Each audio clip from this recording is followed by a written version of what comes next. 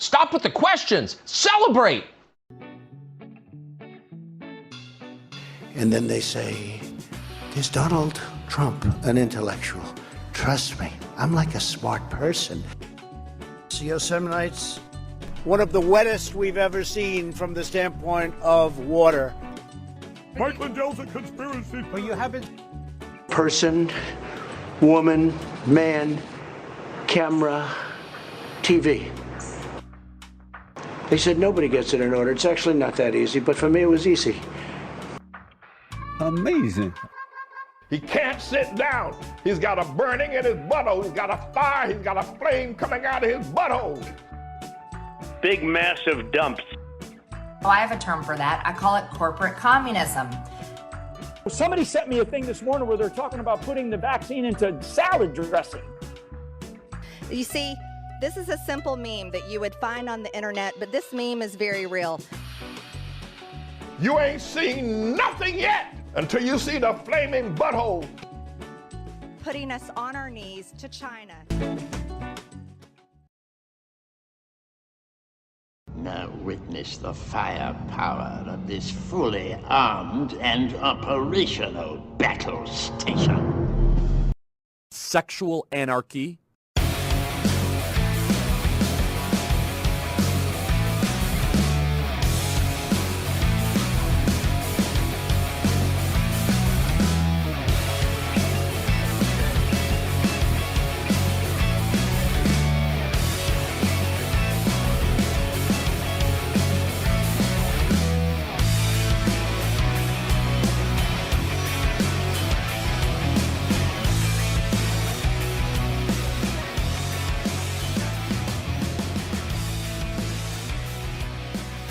Around the nation, Waldorf Nation. Welcome to the show.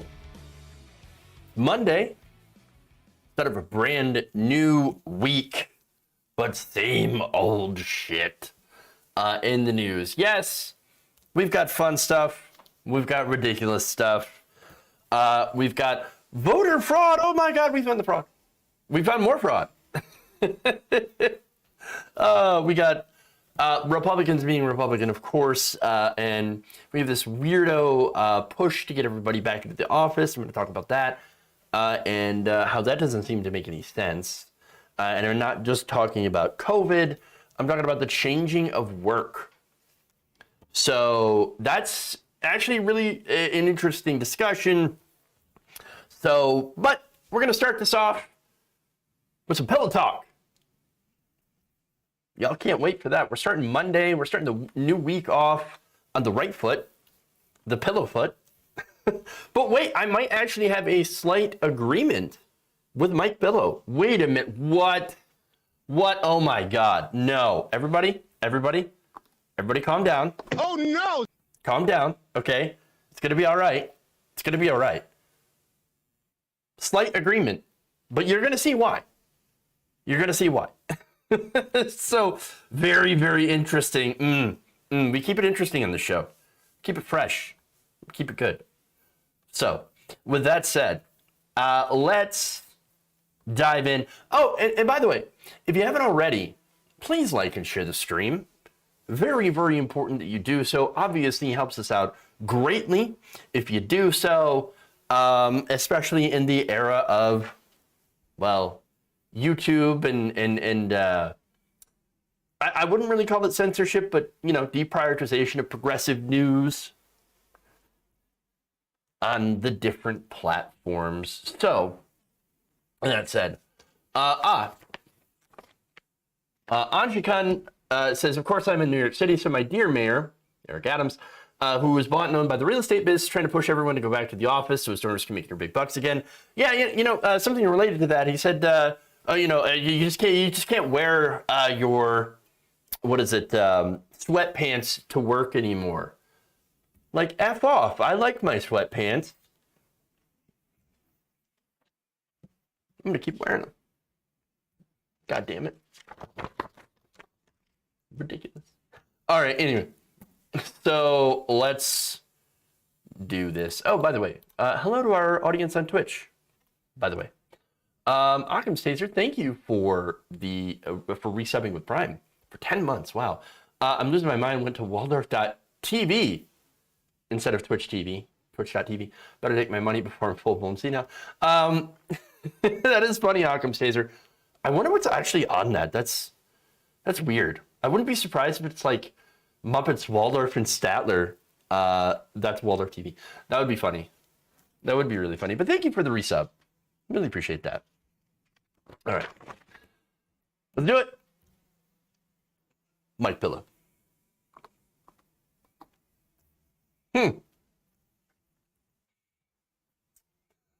Okay. All right. Let me check the videos here. Mike Pillow has declared war on the machines. The machines. Yes. That means it's time for another episode of Pillow Talk. God gave me this platform. I already know I'm going to win. China did our vote. Biden and Harris would say, hey, we're here to protect the country, and resign. Mike Lindell's a conspiracy. But you haven't. Just forget about the evidence. This was attacked. That's right. So now that's MyPillow CEO Mike Lindell, and he was recently at a gathering to support a crazy Arizona GOP candidate named Carrie Lake. Carrie Lake, of course, buys into the whole election conspiracy theories that Mike Pillow's pushing, so big surprise. Now, when he was there, though, he announced a new plan to take on the machines. Right now, I've been working on it 5 months, and we're doing a class action. Actually, I'm announcing it here. I announced it on my program. You all watch frankspeech.com? Keep watching. But it's a class action lawsuit against all machines and that they're defective devices, okay? I have lawyers worked on this for 5 months. We're getting county commissioners, county clerks. They're all the plaintiffs, and we've already got about 300 on board. And we're going to get rid of these machines once and for all for any election in history. We're going to get rid of the machines. We're going to get rid of them. They're defective. They're all defective devices. We're going to come after them with our class action lawsuit. Okay. So obviously the plan here is reject modernity, return to monkey. At least according to Mike Lindell. Now, of course, a lot of people were like, wait a minute. Is he declaring war on all the machines? Like every single machine? We've seen movies where that did not end up very well. Especially now that we have, I don't know, drones and stuff.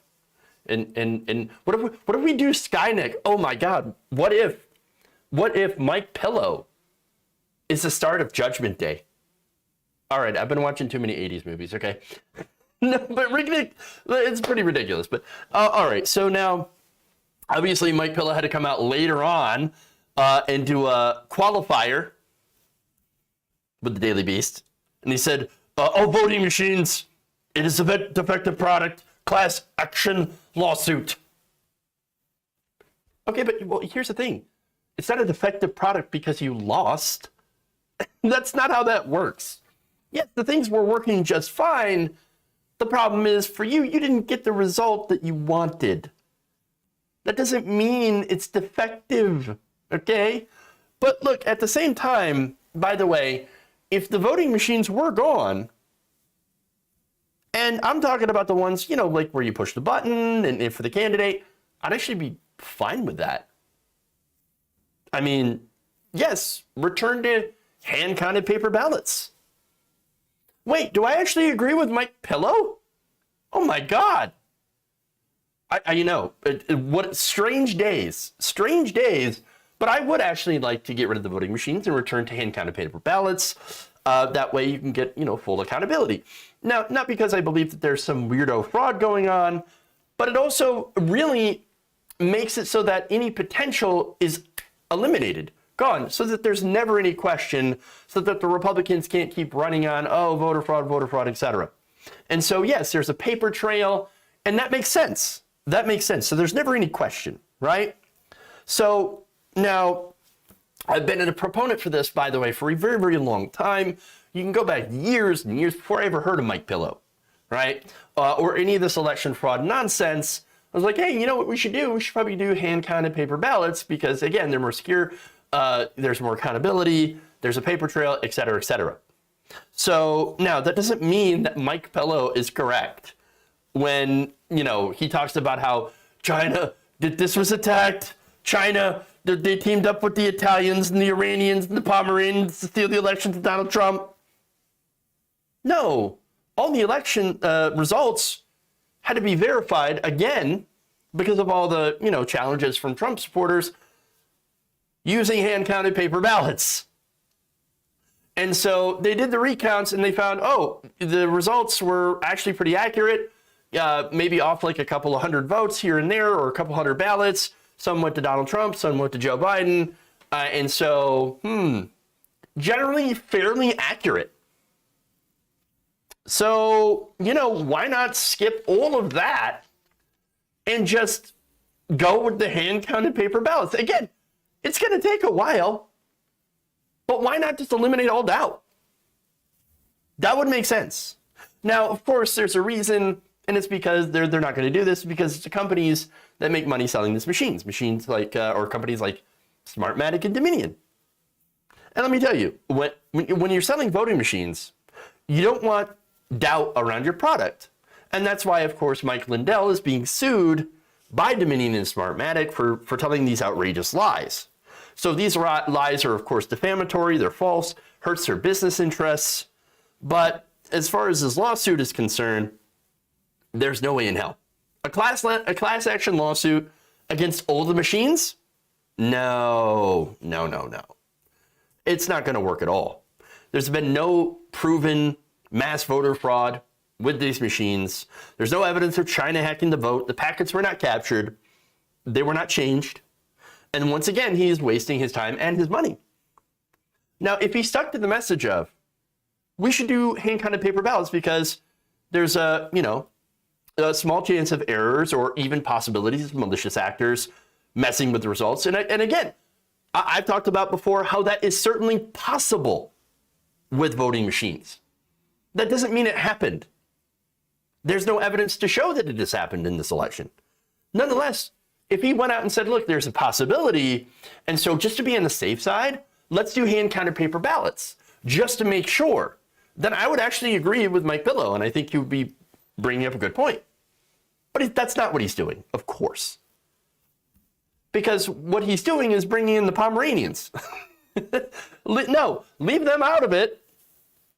They didn't hack the election. The election wasn't hacked. It wasn't, there wasn't machines. You don't need to go to war on your toaster, all right? It didn't hack the election. Just relax. Leave out the lies. Leave out the bullshit because you were asking for trouble. We need John DiMaggio to tell Mike Pillow to bite his shot in the last. That would be great. I swear, somebody needs to cameo that. Like we should fund a cameo if he's on it. Like if John DiMaggio, oh my God, if he's on Cameo, yes, we should absolutely fund it to have him do that message in the Bender voice. Oh, that's so good. The Pomeranians are a foreign influence or interference. Yes, it's true. The Pomeranians. All right. Anyway. Christopher Krebs led election security efforts for DHS and debunked ballot fraud claims. True. All right. Moving on.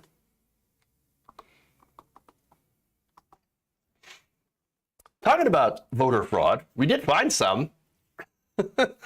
And once again, it's a Republican. Another Republican may just have been caught committing voter fraud. Now, this is according to a report in the New Yorker. Mark Meadows. Surprising result. Mark Meadows is Donald Trump's former chief of staff. Turns out he put some false things on paper when it came to his voter registration. So the story goes like this. On September 19th, 2020, that's just about 3 weeks before North Carolina's voter registration deadline for the general election, Meadows filed paperwork for the election. So now he got an absentee ballot, and on the line that asked for his residential address, where you physically live. So, you have to live there. It's got to be your primary domicile, where you live most of the time, right? Meadows wrote down an address that was, rather curious, actually. Apparently, there is a 14 by 62 foot mobile home in Scaly Mountain. That's Scaly Mountain, right? Now, he listed the move-in date for this address the following day, September 20th. So now, what's interesting here is he does not and never owned that property. So wait, why would he put down for his address that he lived there when he didn't live there? So now, by the way, that's a red flag, a gigantic red flag, obviously. The second one being, wait, you're a United States, or were a United States congressman. Now you're working for Donald Trump. Wouldn't that be a significant downgrade? I know Donald Trump doesn't pay people, but seriously, honestly, that's a big downgrade. Big downgrade. Now, he actually had a 2,200 square foot home in Sapphire, North Carolina, and a condo in Virginia. So why does he have this trailer in the mountains? That's quite curious. Or why did he put this down? Well, the New Yorker adds, it is not clear that Meadows has ever even spent a single night there in that trailer. Yeah, this is very strange. Yeah, it's very, very strange. Now, the previous owner, by the way, who asked for anonymity, now lives in Florida. And so the reporter talked to them. And she told reporter Charles Bethea, quote, "Oh, that was just a summer home." Now, she seemed surprised to learn that the residence was listed on the Meadows' forms and told the paper that she used to vacation there with her husband. Of course, since he passed away, she's hadn't really no reason to visit. It's kind of a pretty sad story. And it's been fairly empty for the most part until a new buyer came along. And so now, while she still owned it, she rented it out a couple of times. Now, it turns out, once it got rented to Debbie Meadows, who, according to the former owner, reserved the house for about 2 months at some point within the past few years. She couldn't remember the years, but only spent about 1 or 2 nights in that house. The Meadows' kids had visited the place as well. However, as for Mark was never there. At least she never saw Mark. He's never spent a night there. So now, wait a minute. Those forms claim that he lived there. It was a voter registration form. So now, who actually owns it now? Well, it gets even better.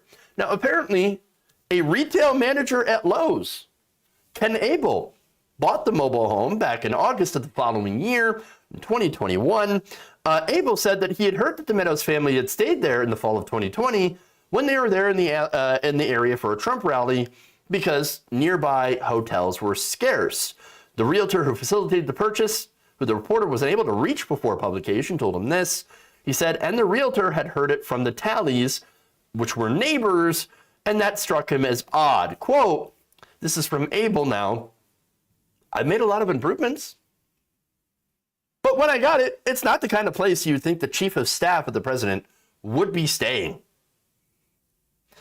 The reporter asked him what he made of Meadows listing the property as his place of residence on his voter registration form, and he simply responded with, quote, that's weird that he would do that.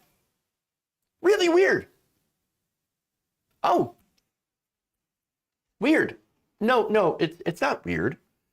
It's fraud.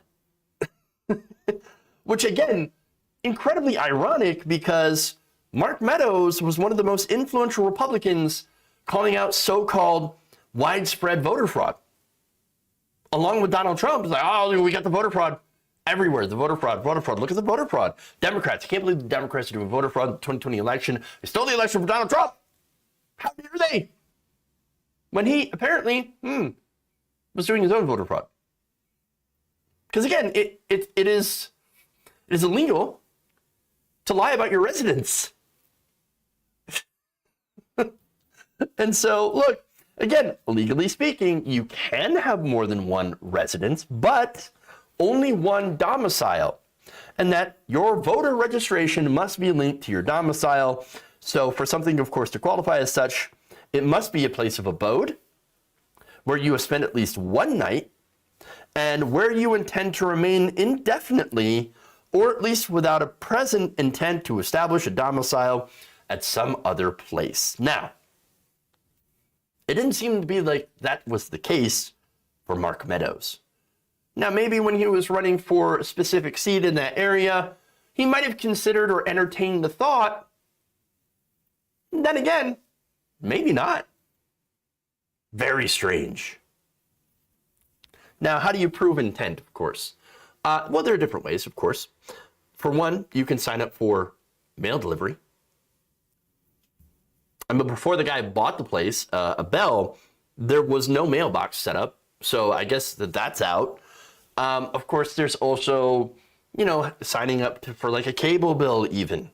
Just to show that you're spending a lot of time there and that you intend to spend more time there. But that didn't happen. And again, doesn't even own the place now. And so for me, it looks like we got some voter fraud going on here. Yes, you might want to look into it. Yeah, I mean, you know what we do with people who do voter fraud? Well, if you're white, we do nothing. We give you at most 6 months of probation in some of the other stories that I've referenced. But if you're black, well, then you get 6 years in 1 day. And so, lucky for Mark Meadows, he is both white and a Republican. And so very likely nothing will ever happen. But it's just another case of Republican hypocrisy when it comes to voting laws. Shocker. All right.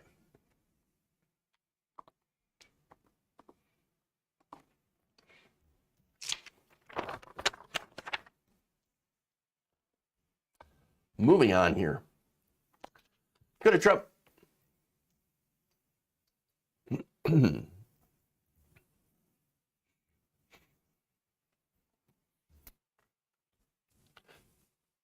Former president and noted stable genius Donald J. Trump had a bold new plan to save Ukraine and get the United States' two geopolitical foes to fight each other.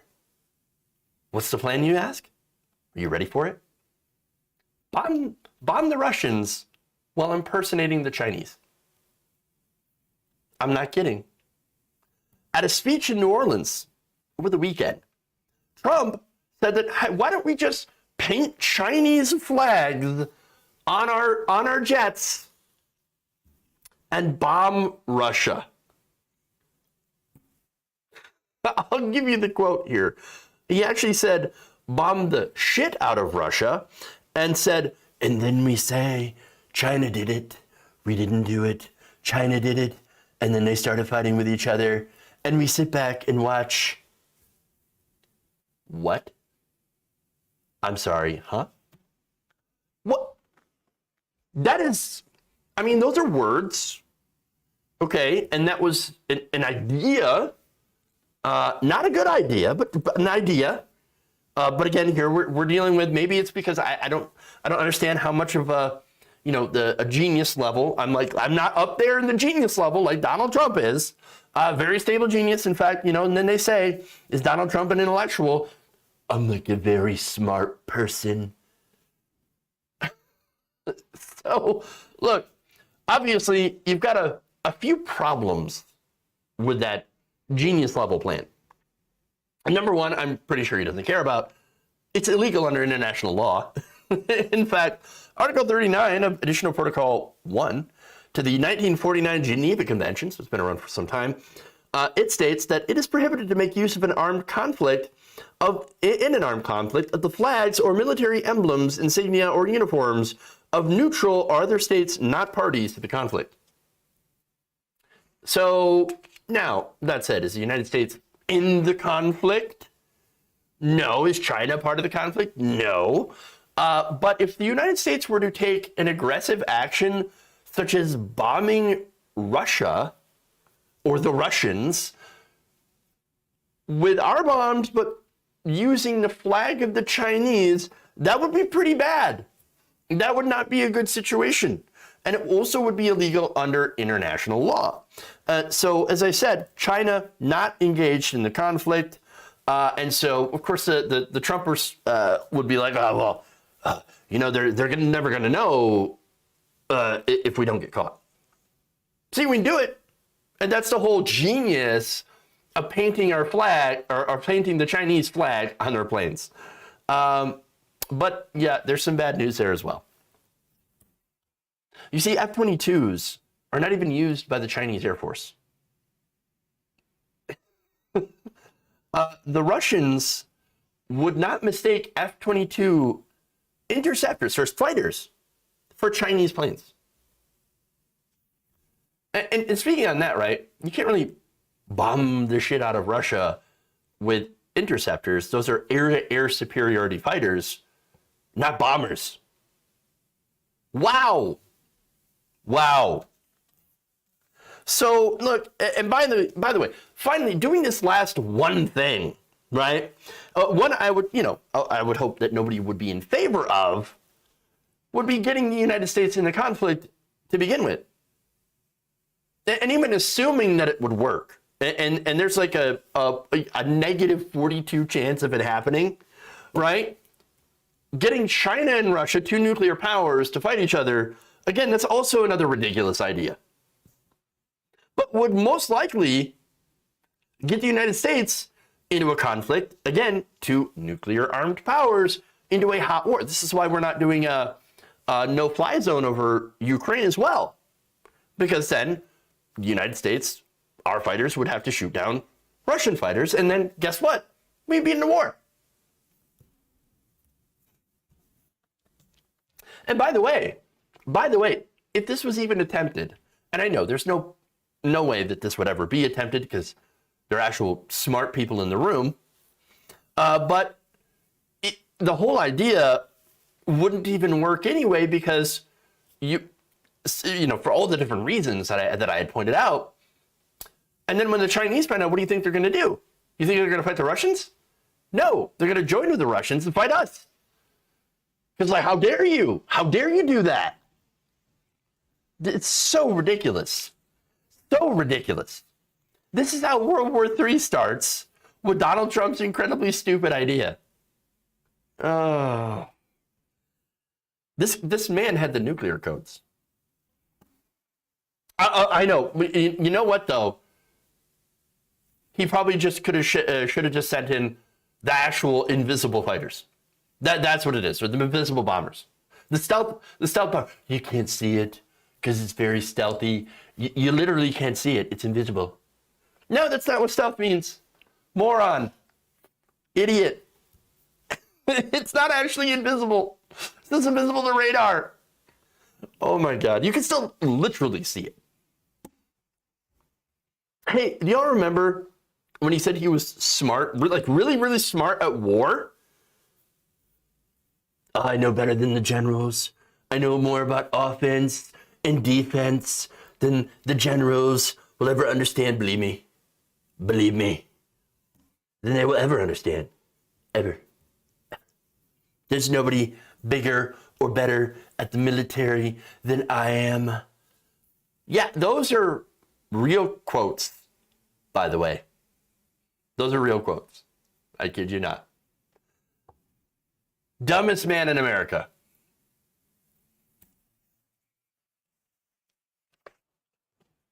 Wow.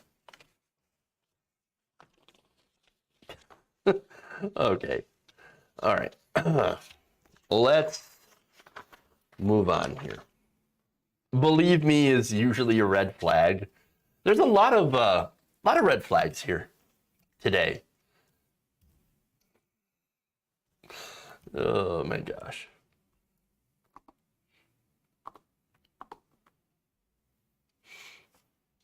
Okay.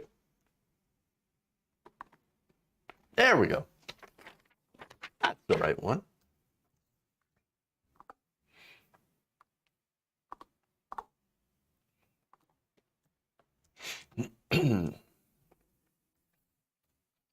Nobody knows this, but is my favorite tell. Oh yeah. Nobody knows this, but I know.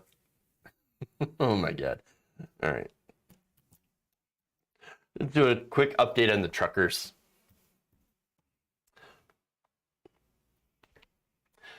The attempts to recreate the Canadian trucker protest here in the United States seems to have not worked out very well. Now, several attempts at large convoys have failed to attract more than a few cars or a couple of trucks, several big rigs, and those who attracted slightly larger numbers have suffered from not only a lack of vision, a lack of knowing what they're doing, but also from a lack of other people actually giving a crap. But don't you worry, patriots. For one man, trucker from Ohio named Brian Braze, well, he's going to do some more laps around the Beltway in the hopes of trying to shut it down while diesel is nearing or over in some places $5 a gallon, so that he can own the libs over non-existent mask and vaccine mandates. Wow. Well done. Well done. Now, Braze said that his group would be doing 2 laps around the Beltway, the major commuter artery, before returning to the local base at a racetrack parking lot in the D.C. suburb of Hagerstown, Maryland. Yes. He told the Washington Post that they plan to stay at the Speedway until at least Saturday, which of course it's now Monday. Hopefully this will be all over by Wednesday. Oh, well, now what's the hope for? The hope that Washington, that the bureaucrats would listen to the real American patriots, the truckers, and their demands, in which they're not entirely sure what they want. Oh, and guess what? They've got a meeting with Marjorie Taylor Greene and Matt Gaetz to explain what they want, because I don't know what they want. When it comes to the vaccine and mask mandates, they don't exist in this country. So I don't even know what they're complaining about, honestly. Now, on Sunday night, Braze then told the Washington Post, "I'm hopeful that we have successful dialogue with congressmen and women and senators that will help what we're looking for get pushed through in a timely fashion. If they don't come to the table to meet with us, or they ignore us, then every day it will escalate. Yes, instead of 1 car, it will be 2. And then 2 cars, it will be also 2 cars. And maybe a truck now and then." It really is not going well. Oh, and the other thing, right? It will escalate until we run out of money for gas, because it's kind of expensive. And look, the plans on Monday, which again is today, they were going to travel about 248 miles for 2 loops, which again, there were a lot of truckers that decided not to do so on Sunday and pulled off. Maybe it's the gas prices. Maybe it's the fact that, they couldn't really ever shut down the traffic.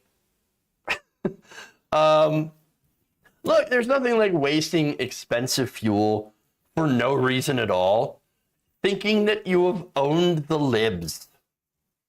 Again, we have no vaccine or mask mandates federally. The only mandates here are from employers, not lawmakers. So what are people in Congress supposed to do? Nothing. And so what are you doing? What are you doing? Now, just to show you how poorly it's going, on Sunday, the lineup of vehicles had developed very large gaps. Many got lost at some particularly challenging interchanges with other roadways, and some truckers decided to call it quits after making 1 lap instead of the planned 2. And so, again, with gas prices the way that they are, I don't expect this to last much longer because, look, they raised, what, $1.6 million, which is a decent amount of money. But when you have trucks that are just aimlessly doing laps around the Beltway, burning, like, and they're getting like 5 to 6 miles a gallon, well, you know, they're going to burn through a lot of money. They're not delivering loads, freight. They're not getting paid for this. So they're just, again, wasting gas. Oops. Well done, truckers. Well done. Congratulations. You've done pretty much nothing. Emptying my wallet to own the libs. All right. Let's go to William Barr.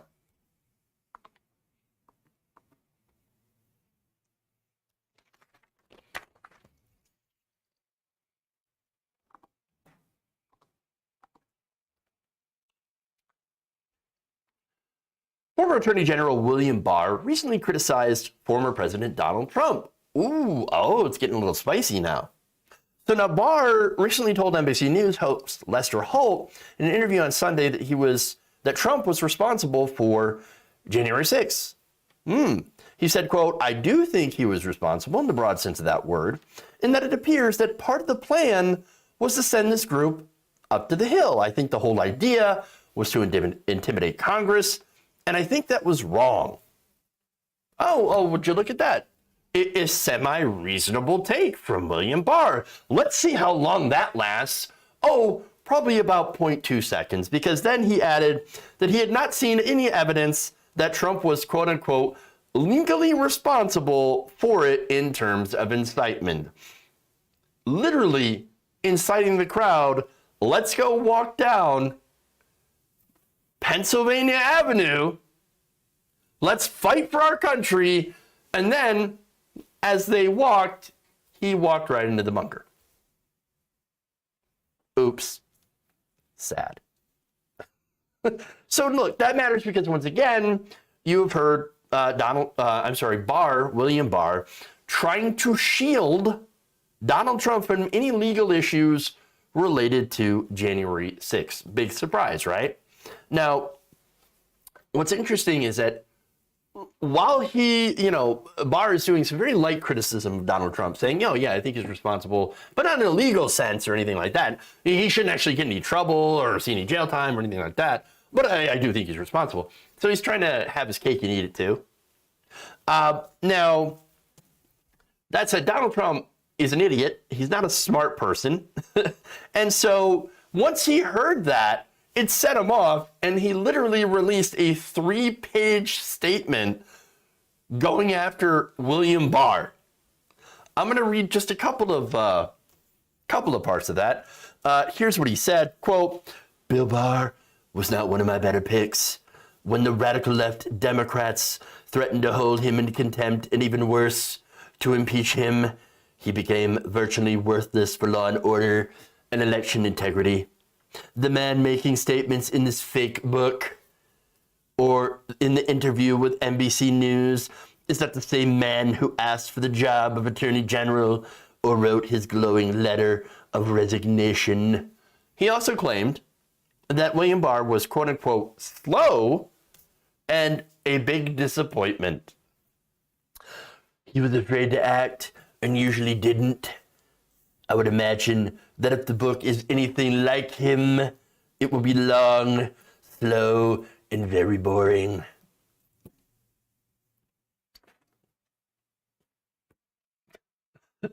Three pages of just like incoherent rage and conspiracy theories. William Barr just did you a solid, dude. He just said, you're not legally liable for January 6th. Even when he's kissing your ass and making sure that you have nothing happen to you legally, which really is really important, because the J6 committee, they're kind of gunning for you for good reason. But no, I mean, there's no tact here. There's no critical thinking at all. He can't read into anything. He just sees criticism. Oh, how dare you very lightly criticize me? I'm going to come after you now. Slow disappointment. Very boring. Wow.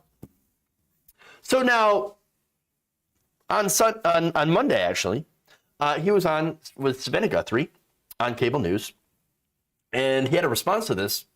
Let's take a look. All right, here's the guy you came out of private life to help, someone you stuck your neck out for. Do you have any reaction to that? It's par for the course. I mean, the president is a man who, when he's told something he doesn't want to hear, he immediately throws a tantrum and attacks the person personally. So I thought the letter was childish. Childish. Well, I mean, that's true. And so, yeah, that's exactly what he does. William Barr is technically correct on this. However, Barr said, well, if it were, look, 2024, Donald Trump were up for election, which he plans on doing, if he goes through and wins a Republican primary, which I think is pretty likely, or at least incredibly possible, then he would absolutely vote for him again. In fact, here's what he said, quote, I certainly have made it clear I don't think he should be our nominee, and I'm going to support somebody else for the nomination. But if he is the nominee, and your choice is Donald Trump and whoever's voting on the Democratic side, this is Guthrie actually asking, but if he is your nominee and your choice is Donald Trump and whoever's voting on the Democratic side, would you vote for him? He said, yes, because I believe the greatest threat to the country is the progressive agenda pushed by the Democratic Party. It's inconceivable to me that I wouldn't vote for the Republican nominee. Because, of course, understand, like, this is technically the lesser of two evils thing that happens. And if you think, like, it's only the left that does that, no, it's the right that does. And so that's what makes me, like, what made me laugh about the Lincoln Project, right? You remember the Lincoln Project. They put out some pretty good ads. It was aimed towards libs. But they thought, no, we could ostensibly turn Republicans against Donald Trump. And what happened? More Republicans voted for Donald Trump. You're not going to change Republicans away from Donald Trump. That's why the whole thing was a grift. That's why the whole thing was just an absolute failure. You were not going to get Republicans to vote against Donald Trump because of the way. Look, understand, and I've been talking about conservative media, and they're basically chokehold on people for a very long time. The Fox News, Newsmax, OAN, they don't just make it as like, if we go with Biden, we're not going to get pro-conservative policies. No, they literally frame it as if you vote for a Democrat, you are voting for literally Satan. And you are voting for Satan to come and eat your children. That's how they frame the choice. So no, of course, we have a lesser of two evils thing here on the Democratic side, and I'm no fan of that. Where it's like, oh, we vote for this, neoliberal corporate stooge, or we vote for, or we don't vote for all, or for anyone at all, or whatever. Well, voting for the neoliberal corporate stooge sucks, and I hated it. But the framing is way different than what you have on the Republican side, which again is, oh, you could vote for Donald Trump, which is, again, he's a little crass and, he doesn't always 100% agree with us and everything like that on that. But, and by the way, Donald Trump has done pretty much everything the Republican Party wants, which is serve corporations incredibly well. But their framing is, well, we don't agree with Donald Trump on everything. But by the way, the opponent literally murders and eats children. So, what are you going to do, right? You got to vote for Donald Trump. Well then, fun. Again, the whole thing is pretty ridiculous. So if you're expecting Republicans, and by the way, Never Trumpers are a very, very small group of people Very, very small. They're not the majority. You're not going to have Republicans turn on Donald Trump for any sort of reason. It's just not going to happen. And so it doesn't surprise me at all that William Barr is going to do exactly what Republicans do. Republicans going Republican. And so maybe we should stop, and this message to the Democrats here, maybe Democrats should stop trying to win over Republican voters by appealing to them on their ideas. Yeah, I mean, there's nothing wrong with reaching out to the right with our ideas to show them that our ideas are better and to have them come over to our side that way. But that's not what the Democratic Party seems to be doing. They seem to be trying to aim towards conservative voters by being more conservative.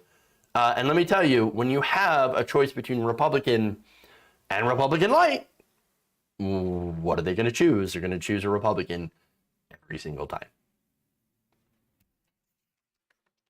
So, just saying. All right, let's move on.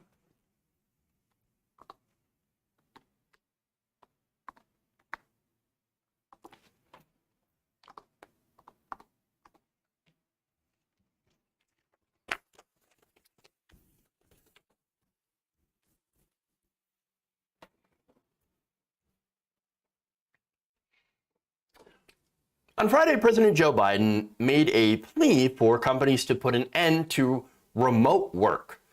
We got to bring people back to the office. In fact, here is some of his address. Take a look. Because of the progress we've made in fighting COVID, Americans can not only get back to work, but they can go to the office and safely fill our great downtown cities again and gaining more commerce. With 75% of adult Americans fully vaccinated, and hospitalizations down by 77%, most Americans can remove their mask, return to work, and move forward safely. So, look, that's not the only time Biden has been calling for people to return to the office. It's at least the second time he had actually talked about this during his State of the Union address. So now here's the thing. I don't agree with that. I think it's a bad idea. Why? Well, it's because right now, work is changing. A lot of workers are doing remote work from home. They like doing remote work. They're just as productive doing remote work. And so the whole idea of pushing people to get back into the office in person is ridiculous. It just doesn't make any sense.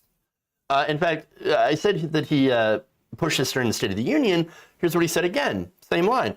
It's time for America to get back to work and fill our great downtowns again with people. People working from home can feel safe and begin to return to their offices. But again, they don't want to. Why the push to get people back to work when you have gas in some places $4, over $4 a gallon, in some places even higher, $5 a gallon? Why do that? And by the way, we don't have childcare either. Why do that when you can work from home? And by the way, these are the people that are already working from home. It doesn't make sense. Now, of course, I'm going to give you some of the reasons, but let's go through some polling here because Biden is not taking the majority position. In fact, Pew researchers, there's a poll out from Pew, they said that they found that 60% of workers with jobs that can be done from home, they would prefer to work from home. Or most of the time when the pandemic is over, because it's still not over, if given the choice. That's up from 54% in 2020.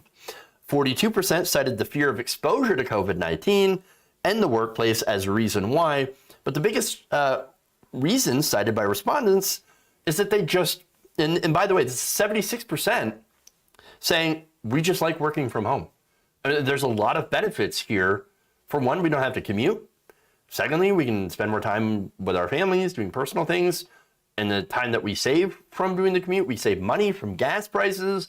And so, plus we can get up and we can get a snack when we want. As long as we are productive and do our jobs, yes, we'd rather stay at home. And that makes sense. I mean, who wants to spend their day in a stuffy cubicle sitting next to Brenda who chews loudly? I don't. I wouldn't. Now, there's more polling. 78%, up from 9% in 2020, cited the fact that they have relocated as a main reason for not going back to the office. Once again, relocated, and so they're actually living in the places they want to. Not everybody wants to live in the heart of the city, by the way. And where you have some of these, tech office jobs.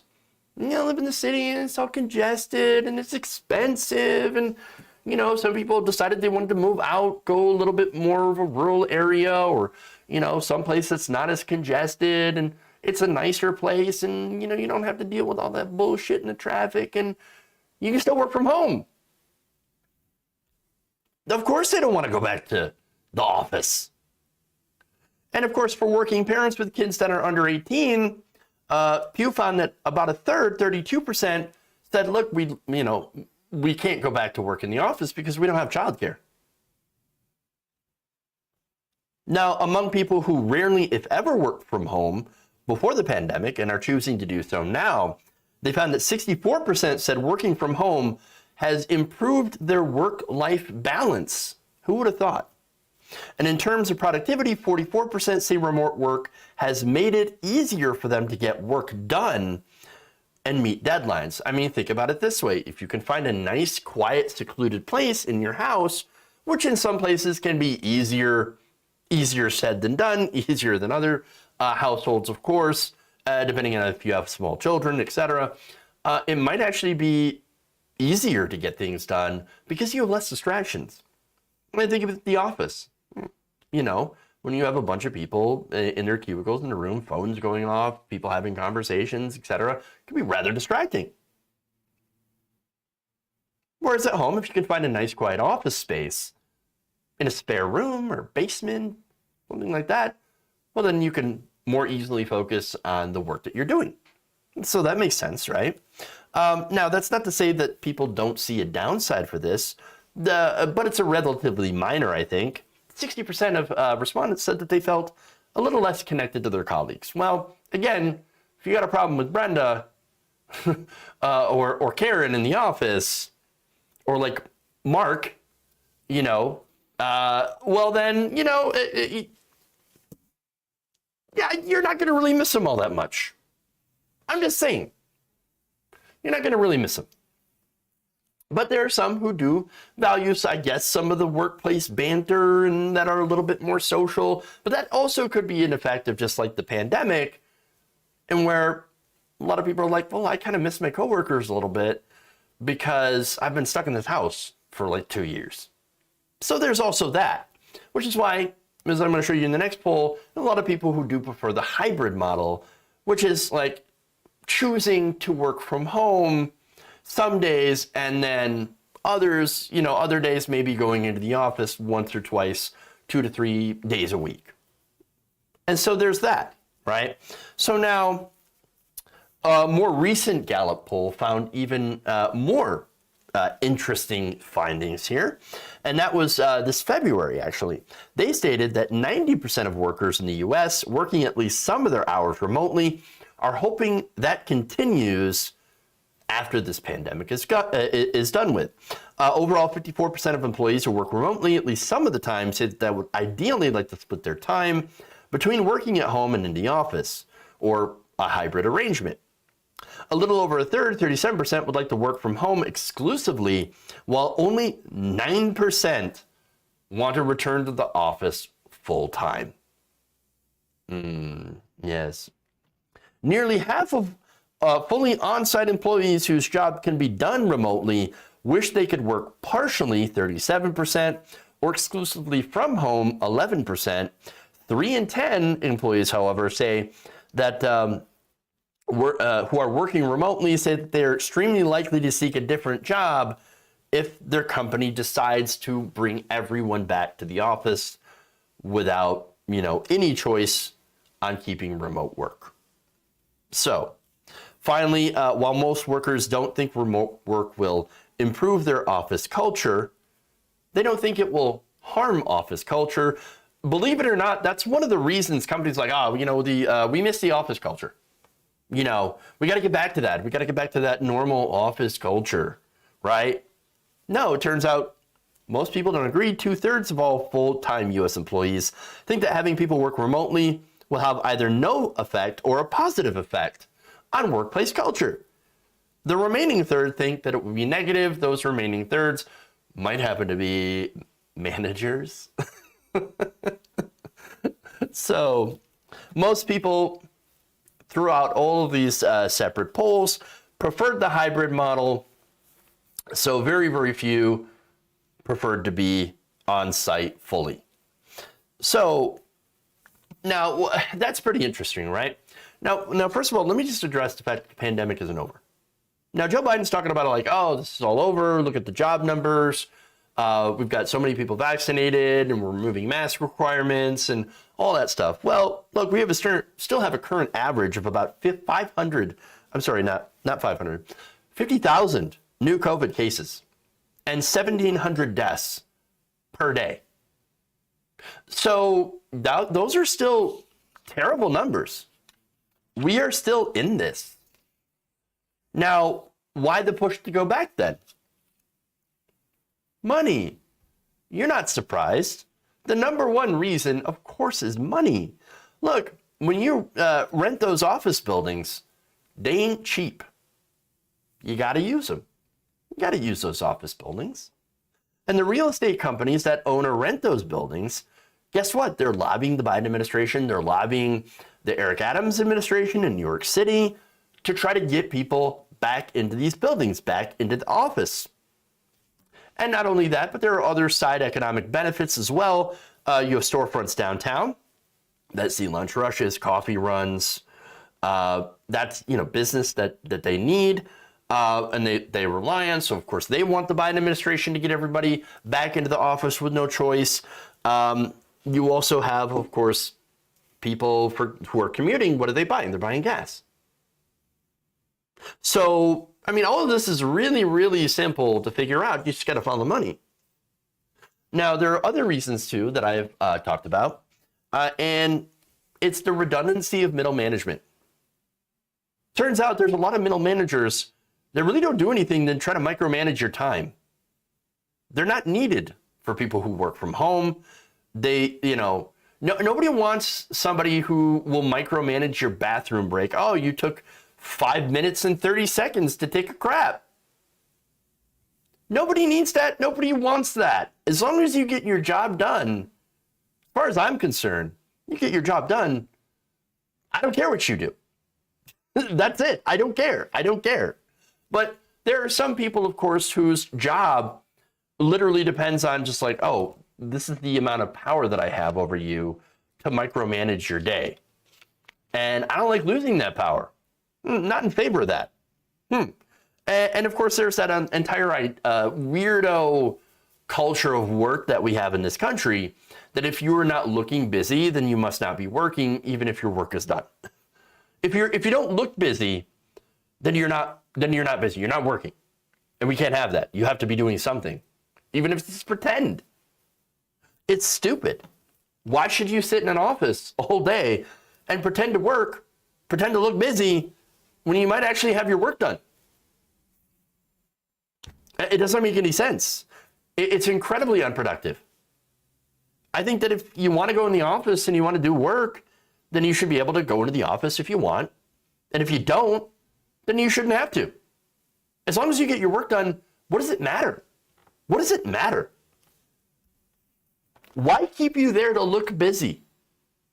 It's like, and by the way, I think people have been sort of primed for this since grade school. I think you're all familiar with the idea of busy work, right? Where you get into the classroom, K through 12.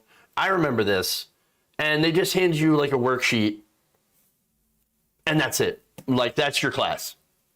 Here's some worksheets. I don't know, just do something so I don't have to do anything else. And so that, again, doesn't make any sense. You're really not learning anything new. It's busy work for the sake of busy work. And I can't stand it. It's a waste of time. It's a waste of potential. And it's just a waste. Why are we doing this? Why is our work culture so focused on just being busy for the sake of being busy and not actually accomplishing anything? It doesn't make any sense. So that's our problem with work culture. And I think people should be working less and enjoying life more, especially with how productive we actually are as a society, way more productive than ever. We can actually afford to work less. And we should work less. We should have a 4-day work week. So now the problem with Biden is that Biden is absolutely old school. He's of that older culture and old generation. He's completely missing the point. I think that he should really, honestly, it would be a way more popular position. It might even actually help him in the polls if he were to embrace the choice and flexibility in the workplace. But as I pointed out, of course, there's the moneyed interests that are whispering in his ear, as usual, trying to, shove people back into the office so they can justify their own existence and justify their paychecks. But I don't think that, anybody can really shove the genie back into the bottle. I mean, we've worked like this for the last couple of years. A lot of people have realized a lot of misconceptions and a lot of, how the workplace is structured really just generally doesn't make any sense anymore. And so maybe we should change things. And this is this is not going to go away. The work from home revolution, if you want to call it that, and changing attitudes about work now, you're not going to unchange them. And things are not going to go back to, what was considered to be normal. It's going to change whether or not dinosaurs like Biden change with it. And so I guess I would say, rather than fighting against that tide of history, Biden embrace it. But again, very unlikely to happen. All right. There we go. That's all I got for y'all today. Yes. Okay. All right. Hang my pants. I'll do it. Mike Pounds. Okay, there we go. For y'all, pantser. I have started the pants discourse, the pantser tyranny discourse. It's happening. It's happening on Twitch. It's happening on Facebook. All right. Let's read some super chats here before we go. I like doing those segments that really kind of challenge the culture here because I think our work culture is just supremely fucked up. It doesn't make any sense. Let's see. Super chats here from today that I haven't read. Hey, I like tacos. Thank you. I like tacos. Appreciate that. I definitely like tacos now. If I didn't like it before, but I actually do love tacos. And in fact, that's what we had yesterday. Took my wife out to dinner, and we had some tacos. Delicious. Hi to all the new viewers. Be sure to like and sub. Well, thank you. Dango Bango says, reminder, the U.S. Pentagon has an AI program. Yes, thank you. Appreciate the reminder. I will now have, nightmares of Terminator happening. Thanks. Jedi Dragon Protector says, congrats, you owned yourself to the truckers. Dango Bangle again saying, to be fair, the real estate agency doesn't have to lobby Adams. He already believes in every right-wing anti-worker ideology. Taking the money is just a bonus. I mean, is it a chicken or the egg? Right? Is it one of those things? Because, what was first, the donations or the ideology behind the donations? Can't really tell. That's scary. Currently poor, but appreciate the show. Thank you, Muddy Dharma. Sorry, appreciate that. Thank you so much. Over to Twitch, by the way. Thank you for the hype train. Appreciate that. Hunger Games 1989, sharing 200 bits. Thank you. Appreciate the biddies. Matty Dragon, thank you for resubbing. Tier 1 for 3 months. Appreciate that. Let's see. And thank you for the new follows by the Portland Report. Appreciate that. Thank you.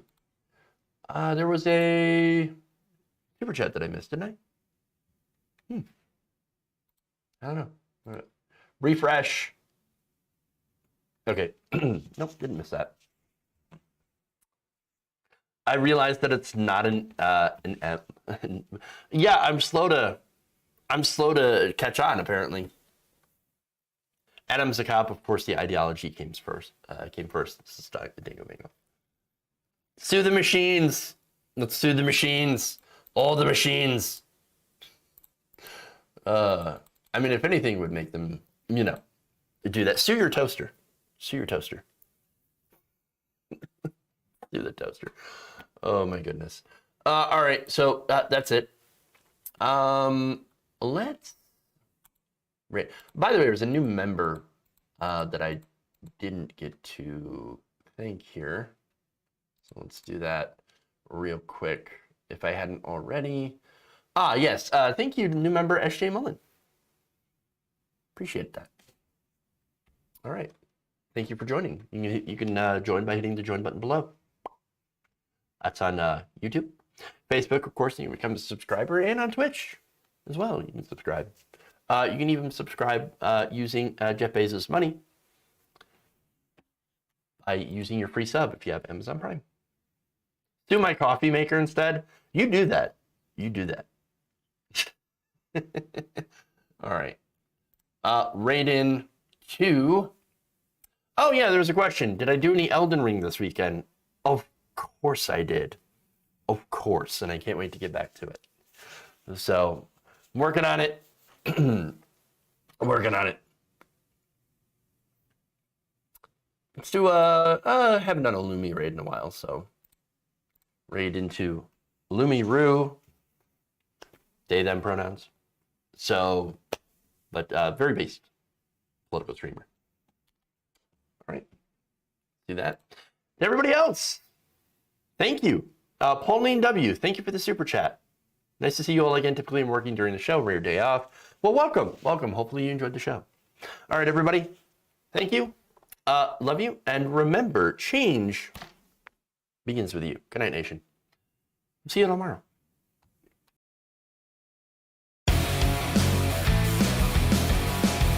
Wet ass keyword. There's some whores in this house. Oh no! Mike Pounds.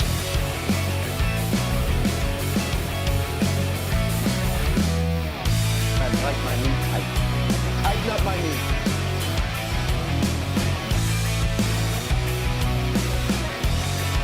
They want to make me drink Starbucks every day from now until forever. Disappointed!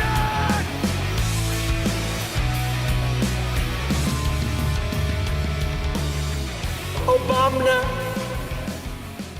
They're kicking me out the door. They're kicking me out the door.